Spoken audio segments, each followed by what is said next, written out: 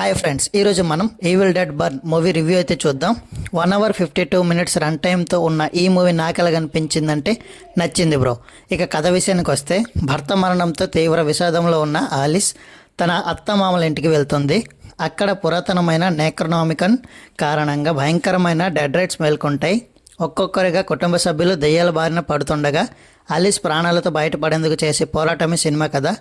Evil dead ఫ్రాంచైజీకి తగ్గట్టుగానే ఈ cinema కూడా రక్తపాతం, భయానక సన్నివేశాలు, టెన్షన్తో నిండి ఉంటుంది.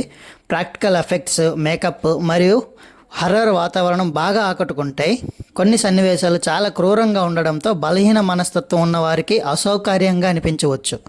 కథ కొత్తదనం తక్కువగా ఉన్నప్పటికీ హర్రర్ అభిమానులకు మంచి అనుభూతినిస్తుంది. ఇక మూవీలో ప్లస్ పాయింట్స్ గురించి మాట్లాడుకుంటే, భయపెట్టే హర్రర్ వాతావరణం, అద్భుతమైన మేకప్, ప్రాక్టికల్ ఎఫెక్ట్స్, టెన్షన్ను కొనసాగించే స్క్రీన్ ప్లే, ప్రధాన నటన. ఇక మైనస్ పాయింట్స్ గురించి మాట్లాడుకుంటే, అధిక రక్తపాతం అందరికీ నచ్చకపోవచ్చు. కథలో పెద్దగా కొత్తదనం లేదు. కొన్ని పాత్రలకు తగిన ప్రాధాన్యం లేదు. మీకు ఈవిల్ డెడ్ సిరీస్ అంటే ఇష్టం, తీవ్రమైన హర్రర్ సినిమాలు చూడాలనుకుంటే ఈవిల్ డెడ్ బర్న్ నిరాశపరచదు. అయితే కుటుంబ ప్రేక్షకులకు లేదా సాధారణ హర్రర్ అభిమానులకు ఇది కొంచెం ఎక్కువగా అనిపించవచ్చు. మా రేటింగ్ వచ్చేసి 3.5 out of 5. That's it guys. ఇంకో రివ్యూతో మళ్ళీ మీ ముందుకు వస్తా. అంతవరకు బాయ్ బాయ్.